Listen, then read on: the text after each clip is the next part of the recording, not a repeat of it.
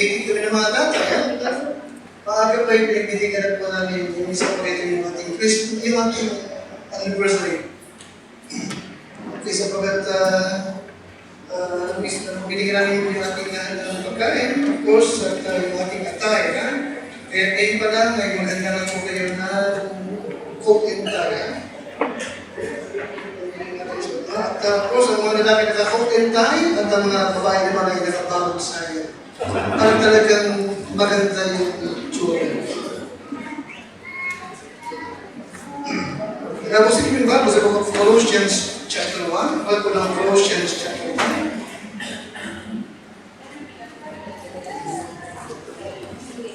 Colossians chapter 1. Salamat sa Diyos sa magandang panahon. Amen? Amen. Malamig na po, ha?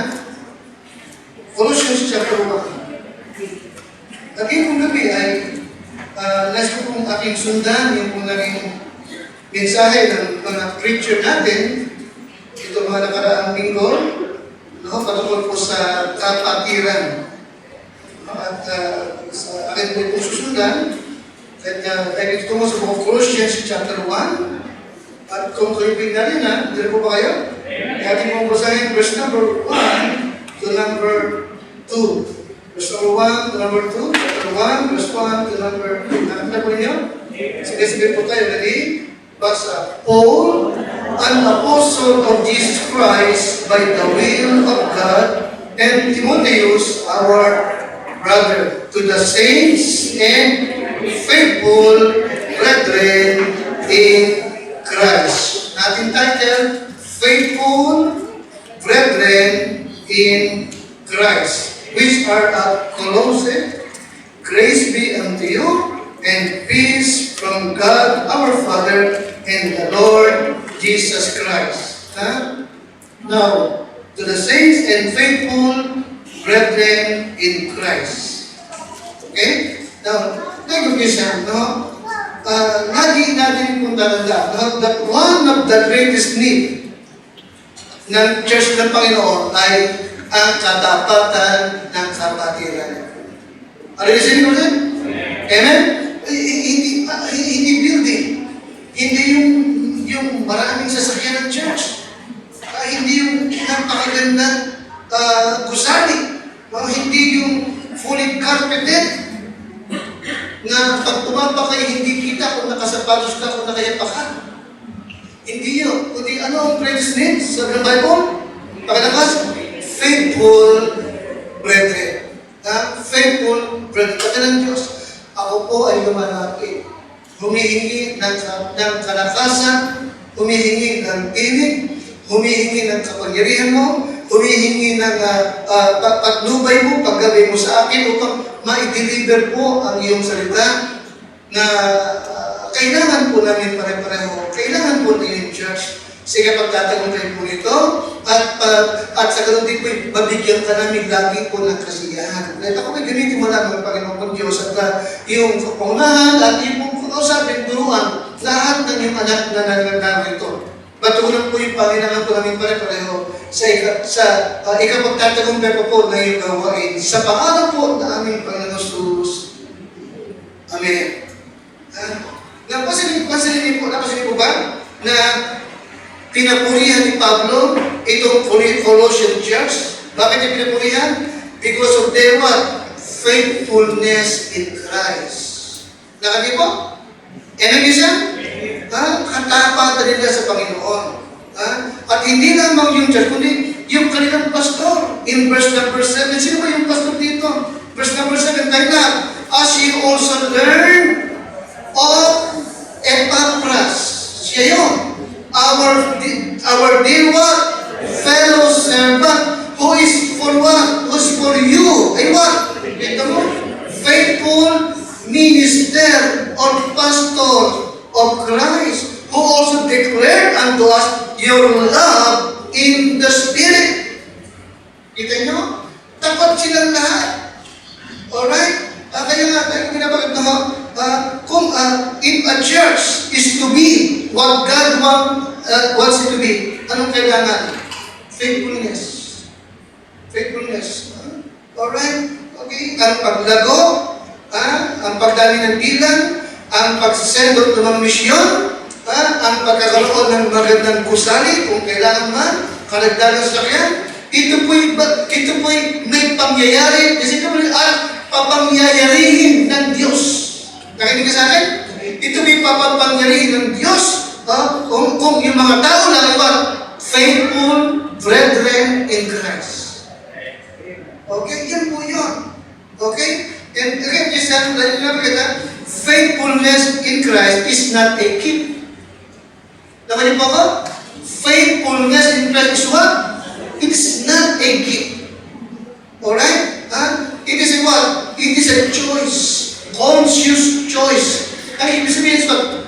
Hindi ka napilitan, hindi ka pinuwersa, hindi ka yung parang na-scam, kundi talagang pusang loob mo, pinili mong maging matapat sa Panginoon. Okay? It is a conscious choice to show up and to serve God. Ano man ang mangyari o ano man ang iyong nararamdaman. Ayun ba ako?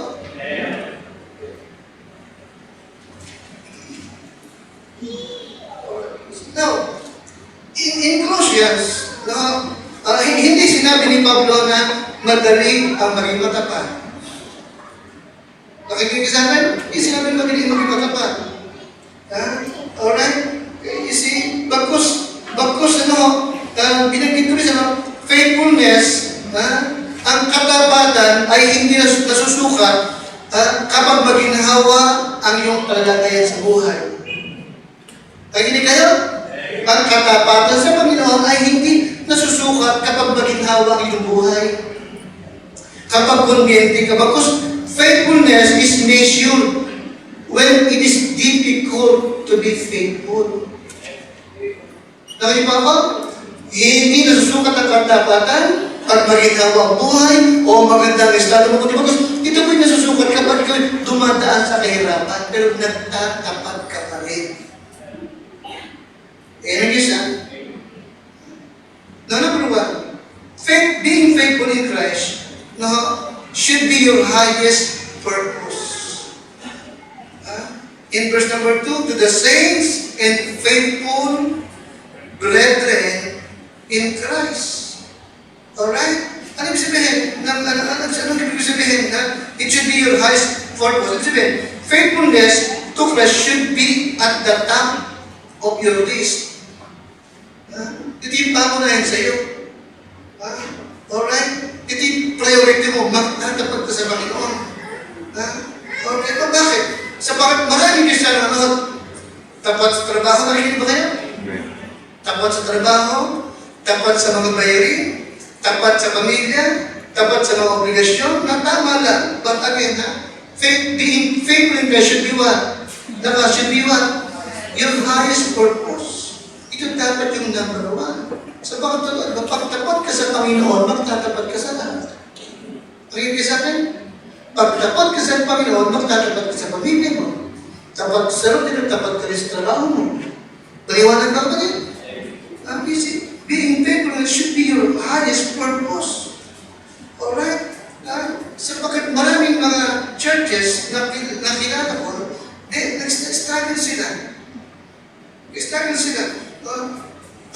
Matagal tayong nag-support sa dapitan, kulang-kulang 10 taon. Kay Brother Gihano. Pagkatapos, siguro, naka-10 taon na, in-stop ko sa puso. Pagkatapos, hinahanap ko siya, hindi mo na makita. Okay, wala na siya yung Facebook niya. Pagkatapos, namit ko yung mga taga-sabuan ng pastor many times. Sinori, tinanong ko yan, nasa na ito, bakit wala na siya? Kung hindi ko nakita. Kasi nakatagpuan ko na isang dalaga, si Giselle Pirardo, taga-Sambuanga, Dapitan. Sabi ko, baka kila, tinanong ko, ay, at tati ko po yun, si Pastor Gihano. Nasa na siya? Oh, hindi na po nagka-pastor, huminto na. Tumigil. Are you with me? Pero nasa church niya, bumalik ka na sa church niya. at nagsiserve ng lungtong. But na-notice, nagpastori ka, ba't ka tumigil? Okay, ano nangyari sa church? Wala. Nakakalungkot kung sabihin na ang dapat nag-scatter. Okay. Para bang bata na inabort, nalusaw, nakakalungkot naman gano'n. Okay? Now, ngayon, bakit ito na nangyayari? Okay, isipin na naman ulit. Ang church ay nag-struggle, minsan talagang nahihirapan, hindi sa bakit mahirap ang membro. Mahirap ang mga membro sa Corinto. Chapter 8, they are in deep poverty. Ano ba? They are persecuted. Tama? Pero nakasurvive at nakapagkaloob, naging blessing kay Pablo at nagawa nila yung hindi inaasahan pa mong magagawa nila. Ano meron sila? Mahirap lang, walang building. Ano meron sila? Faithfulness. Yan ang isa. Hindi yung distance. Wala pa sa ng araw. Amen? Hindi yung lugar. At hindi rin problema kung kayo inuusig pag nagtitipon-tipon kayo. Alright? Again, one reason kung bakit marami mga churches ay nag-establish what? Because of what? Unfaithfulness of God's people. Okay? Hindi ko mag-ialis. Minsan ay nagtatanong ako nagtataka ako sa maraming mga nag-mission na bago maka-organize, maabot ang 5 years, 7 years, 8 years. Mission. Blessing sa atin ng Lord, by the grace of God, 1 year lang tayo nag-mission, na-organize tayo. Diba? Nakita ko ang katotohanan. Natuto agad tayo, na-orient agad tayo sa katapatan. Amen? Katapatan. Alright? So, siyempre, hindi ko maialis. Ibig sabihin, hinahanap ko yun sa ito. Okay? Faithfulness. Alright? Maraming Kristiyano, no? They are unfaithful sa pagdalo sa church, but pero nag-expect sila na ang Diyos ay magtatapat sa kanila sa panahon ng kanilang pangailangan. Hindi ba? May mga Kristiyano, no? Hindi rin tapat sa tithes and offering, pero nag-expect sila na ang Diyos ay magsusupply ng lahat ng kailangan. You see? But, huwag yung kakalimutan ko na, yes, God is faithful. Amen? God is faithful. Ang Diyos ay tapat. Gracious, merciful. Alright? But the fact that God is faithful, ito sana yung mapudyok sa atin, sa bawat Kristo, na maging tapat din sa Kanya. And reason, tapat siya sa atin, dapat tapat tayo sa Kanya. And reason, don't forget, being faithful in Christ should be your highest purpose. And reason, should be your highest purpose. Maging priority natin po ito. Notice verse number 9. Closest one, verse number 9. Tayo lahat. For this cause, we also, since the day we heard it, do not cease to pray for you and to desire that you might be filled with the knowledge of His will in all wisdom and spiritual understanding, that you might walk worthy of the Lord. Di ba?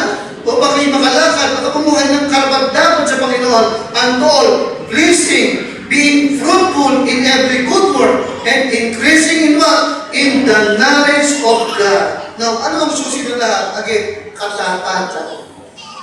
Amen? Faithfulness. Faithfulness. Alright? Kaya isa, faithfulness is a decision. Inuulit ko lang, ha? Faithfulness is a decision. Alright? Hindi tayo pinanganak na tapat. Maliwanag ba? Ito po yung choice. Ito po yung pinagpapasyahan ng isang Kristiyano. In 1 Corinthians chapter 4 and verse number 1 to number 2. 1 Corinthians chapter 1, verse 4 to number 2. Let a man So account of us as the minister of Christ and steward of the mysteries of God. Moreover, it is required. Ganun mo?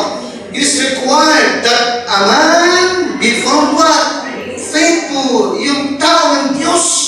Yun yung lingkod ay matagpang tapat. Okay? Tungkol dito, kinakailangan sa mga katiwala na ang bawat isa ay what? Maging tapat. Maging tapat. You must choose to be faithful. Amen isa? Kaya pag pinili mo maging tapat, no? Ito po'y pinili mo, no?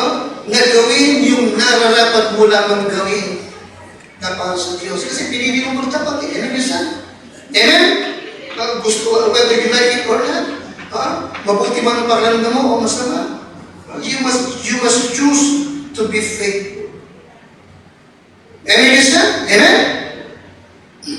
Sagana ka man mo hindi. May blessing ka man, sabi wala o wala. Liwanag ba? Nasaktan man lang, masaya ka man o nasaktan man lang yung kalooban. Faithfulness is a decision. Okay. Amen, siya? Sino ba ang dinagdagalan? Sino ba ang dinasaktan ng kalooban? Tama? Sino ba ang bisa na hindi ka natitiso? Amen? Faithfulness is what? Lakas? Is a what? Decision. You must choose to be faithful.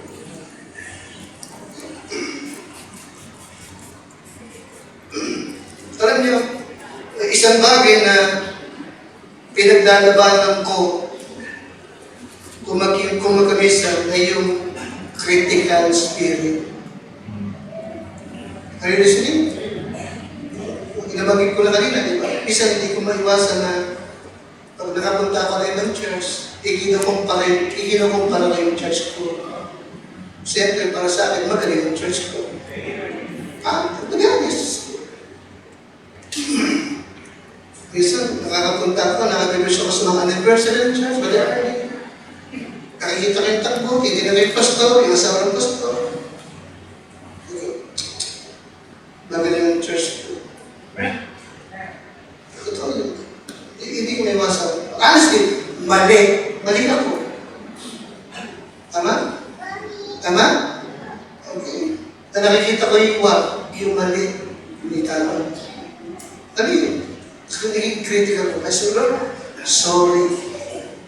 So, sa aming church, pag anniversary, hindi ako ganito. Sila ganito. Mali ako.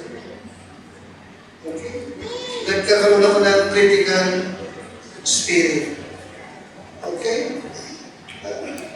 Ano may sinang critical spirit? Fault finding, di ba?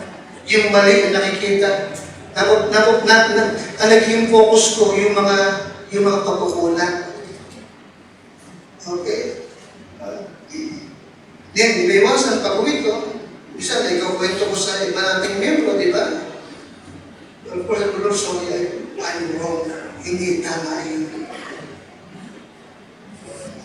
Ikaw ba? Hindi ka ba naging critical minsan? Critical ka ba minsan? Parang sabi, oh, hindi pastor. Wow, may yelo.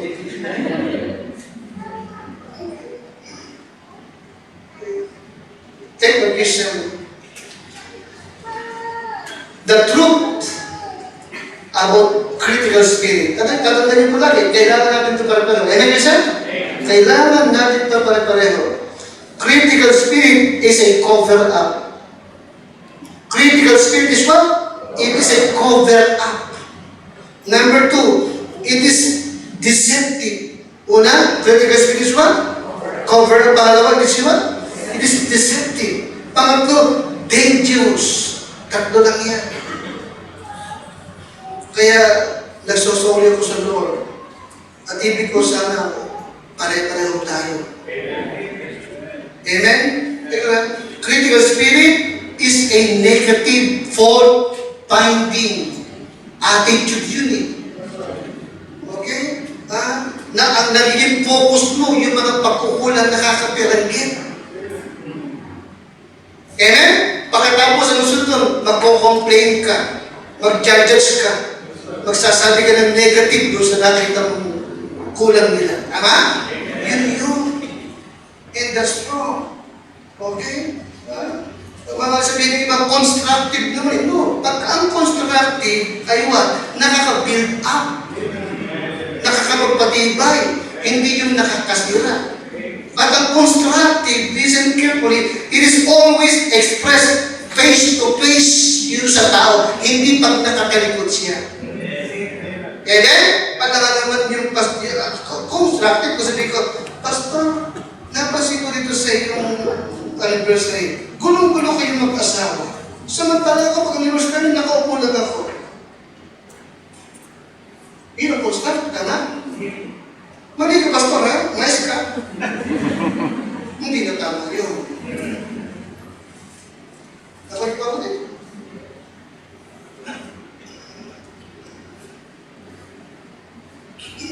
Now, critical spirit is what? Ano yung number one?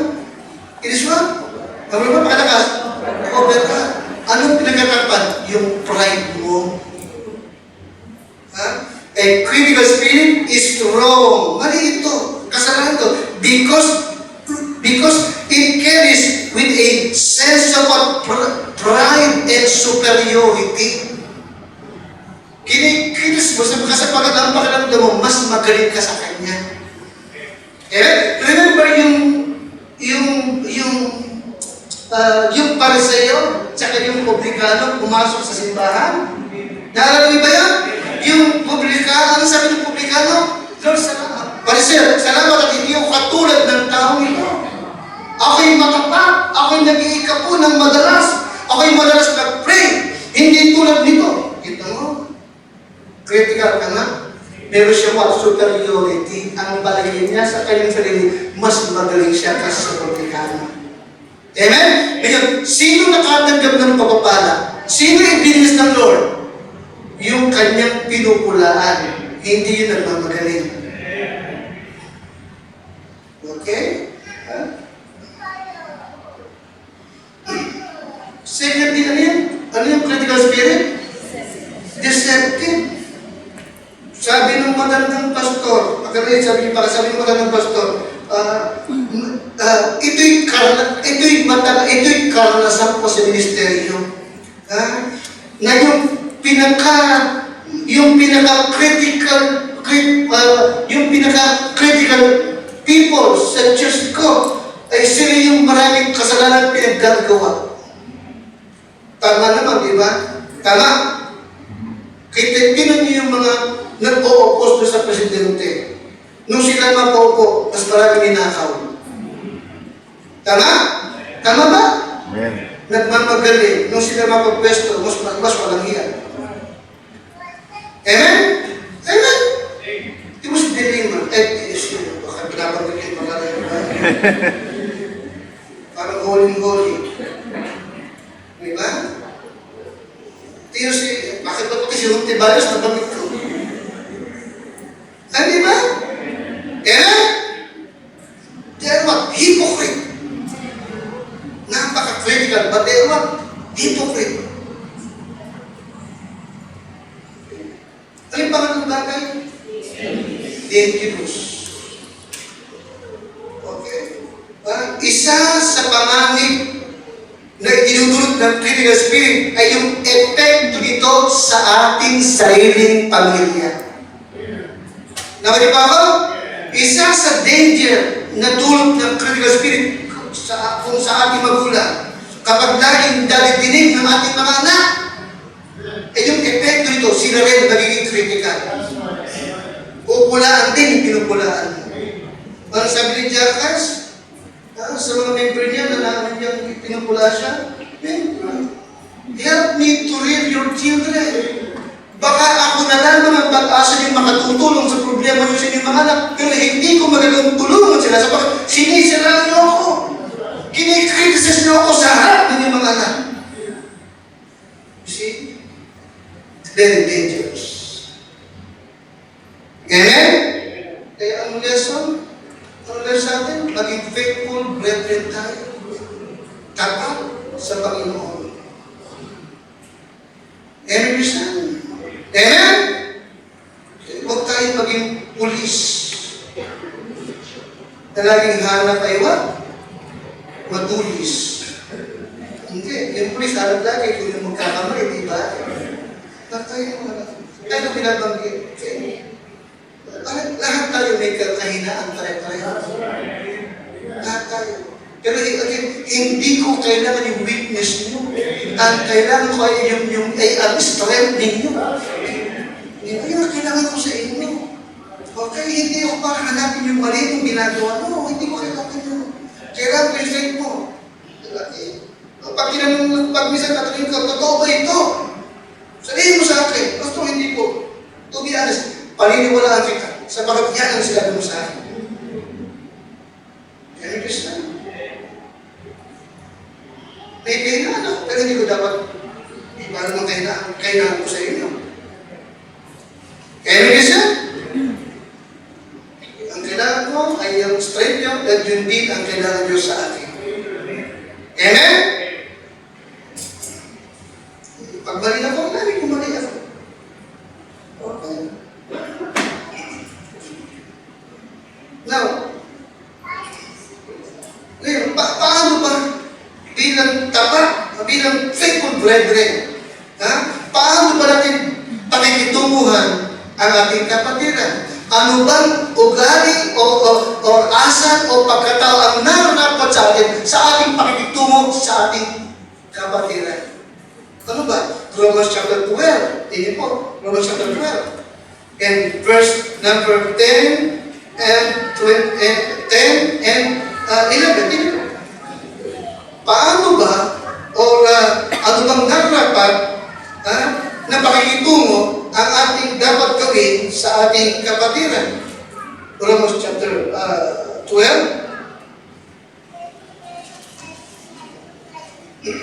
Alright, nandiyan po kayo?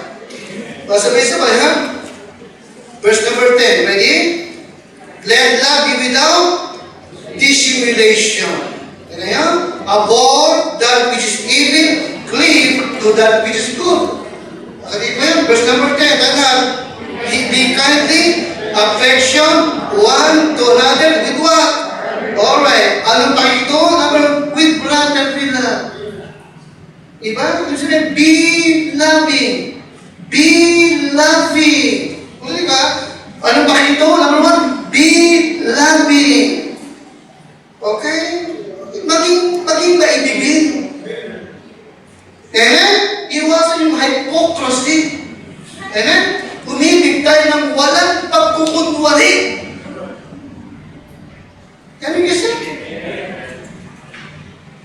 Pag sinabi ko, parang ipag-pray kita, ipag-pray talaga kita. Kasi makakalimutan ko, mag-pray na tayo ngayon. Amen? Be true, hindi mo, be loving. Bakit? Sapagat tayo isang pamilya ng Diyos, so we should love one another. Amen kasi? Be loving. Okay? Secondly is what? Be humble. Number 10. Be kindly, affection one to another with brotherly love. Sumunod, in honor, sunod, preferring one another. Amen? Be humble. Naliwanag ba?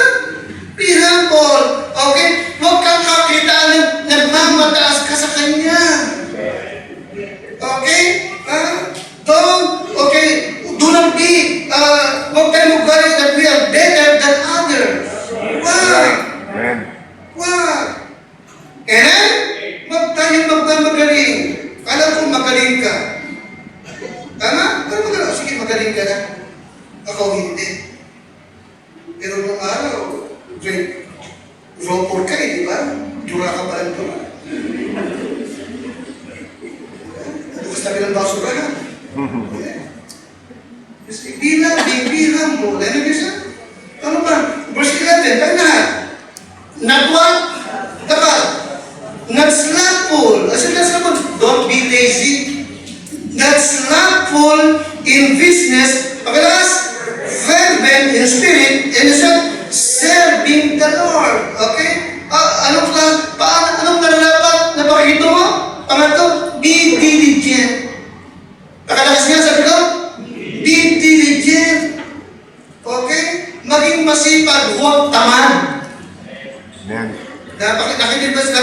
ba ako?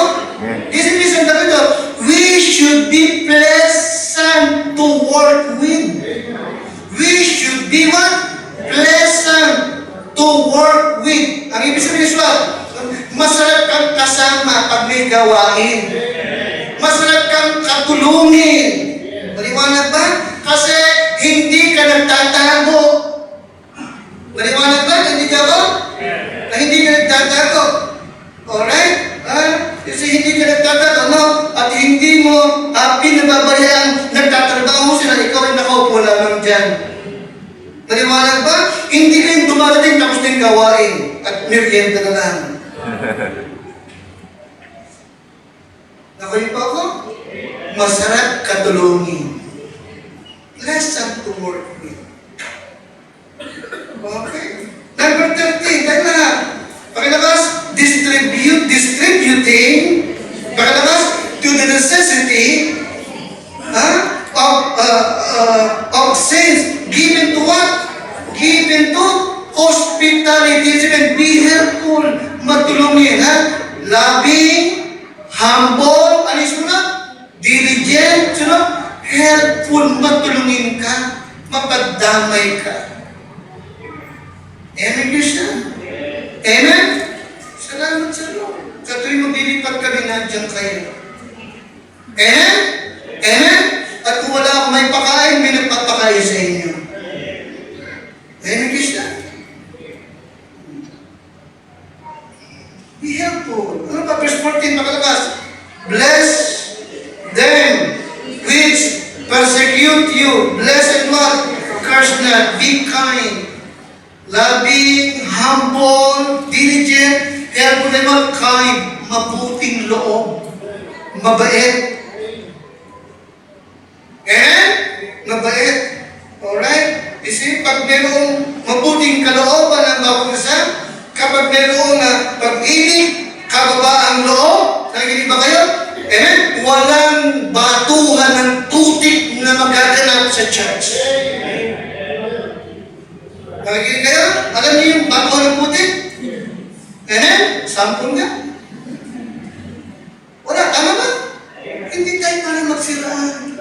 Hindi tayo para magsusumbatan dito. Amen? Kaya minsan, isang blessing na nagtuwa natin, di ba? Pag may mga problema kapatid at pinag-ayos ko, okay, huwag nang pag-usapan yung negative. Ang mahalaga, magkasundo tayo. Ang mahalaga, pare-pare umaamin ng pagkakamali o pagkakasala. Kaya nag-isa, wala nang umukata. You see that? Pag mag-umukata, walang katapusan. Baka magkasabunutan pa. Amen? Pinagkaiwalay mo, nagduraan naman. Salamat, hindi ko humantong. Amen? Malapit ka. Be kind. Amen, isa? Be kind. Maging mabuting loob tayo sa bawat isa.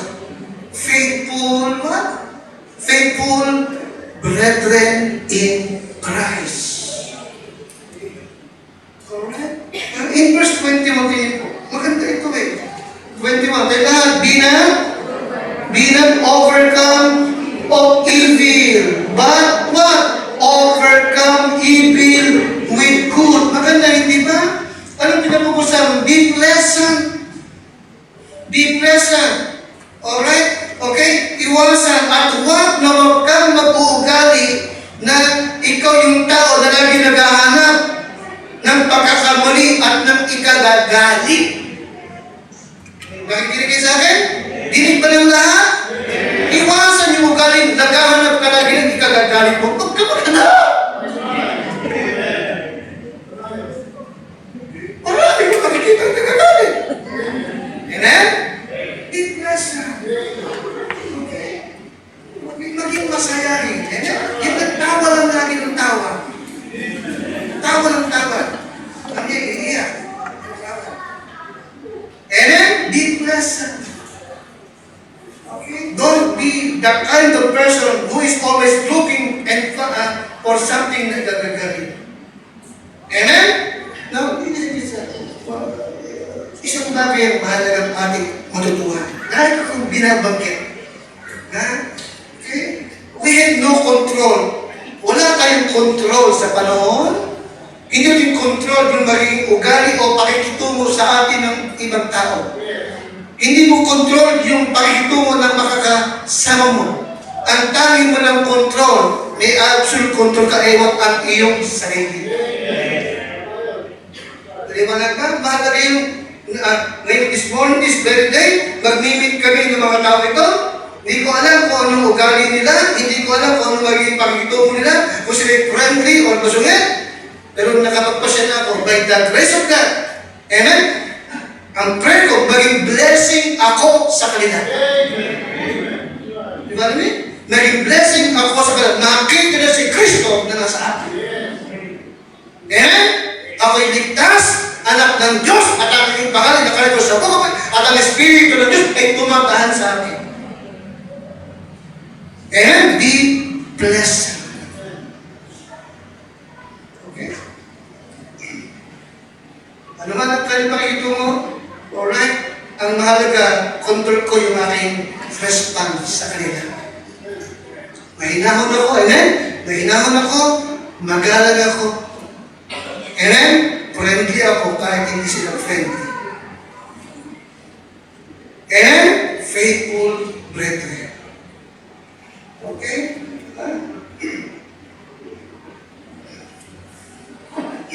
Then thirdly, faithfulness is showing up. Faithfulness is showing up when you are supposed to show up. Amen? Faithfulness mo, pagkalakas. Showing up. Okay, nagpapakita ka, dumarating ka. Alright? Sapagat kailangan ka doon. Amen? Showing up means,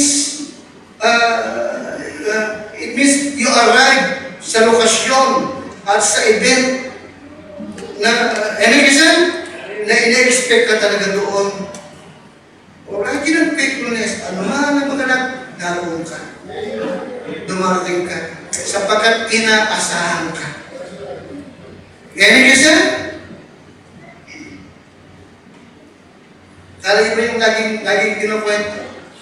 Na yung isang Kristiyano ay, anak, bumangon ka na. Nakikita ba kayo sa likod? Anak, bumangon ka na. Sunday ngayon, Lord's Day ngayon. Mamaya na, mami, bigat pa ng katawan ko. Anak, alas 7 na, naligo ka na. Diba? Sunday ngayon, after church. Mami, diba? Sige, mami. Kunti na lang, mami. 10 minuto na lang. Anak, nakakising doon sa pumawa mo na. Sunday ngayon, Lord's Day, mag-church. Teka muna, mami. Bigyan mo nga ako ng dahilan bakit kailangan ako mag-church. Anong dahilan? Ano sabi? Mami, bagaman ako kasi mag-church ako, pero bigyan mo nga ako ng dahilan bakit ako mag-church. Ano sabi ito, mami? Anak, kasi ikaw ang pastor.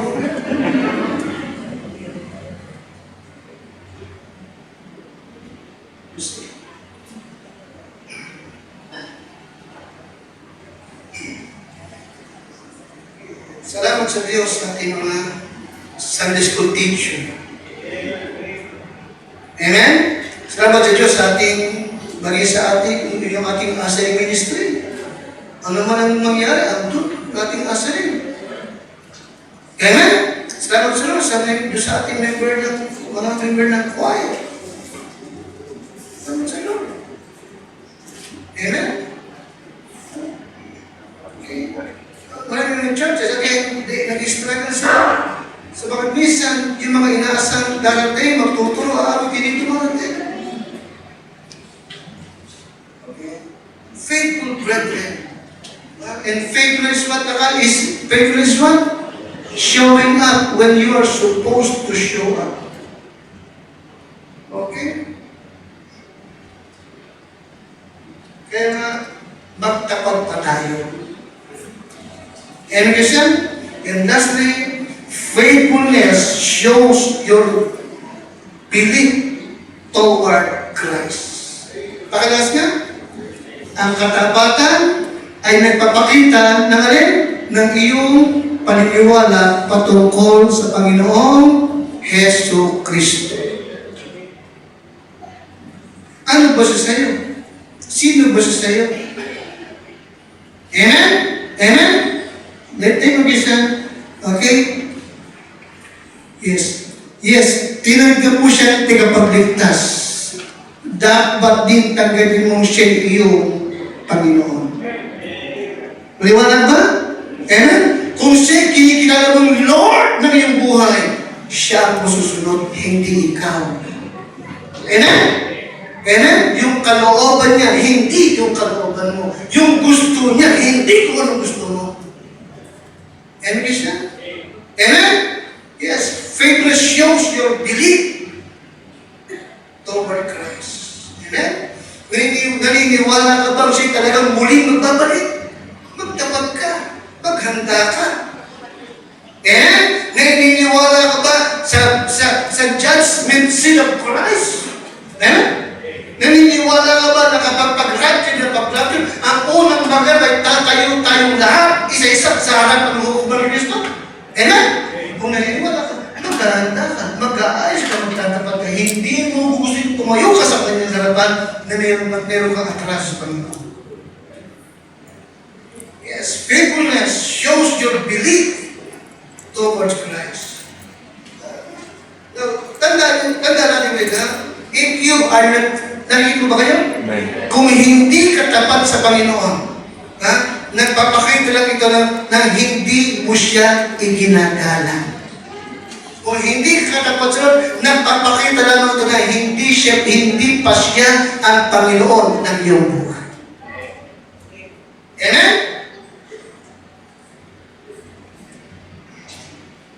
Faithfulness ay hindi mahirap. Hindi mahirap magtapat. Okay? Kung si Kristo ay tanggap mo na at kinilala mo na Panginoon siya ng iyong buhay. And nag-surrender ka na sa Kanya. Tama ba? Nag-surrender ka na sa Panginoon. At kinilala mo, Lord, from now on, ikaw na ang maghari sa buhay ko. Amen? Ito na Christian. Kung bubuksan ng Panginoon ang iyong puso, sino kaya ang makikita niyang nakaupo sa trono ng puso mo? Siya kaya? O ikaw pa rin? Ikaw ang nakakaalam. Amen? Kung sino na ang naghahari sa buhay na yan. Tayo natin tumayo na natin. Panginoon Diyos, akin kong ibinahagi ang salita mo na inaakala ko po na ibig mo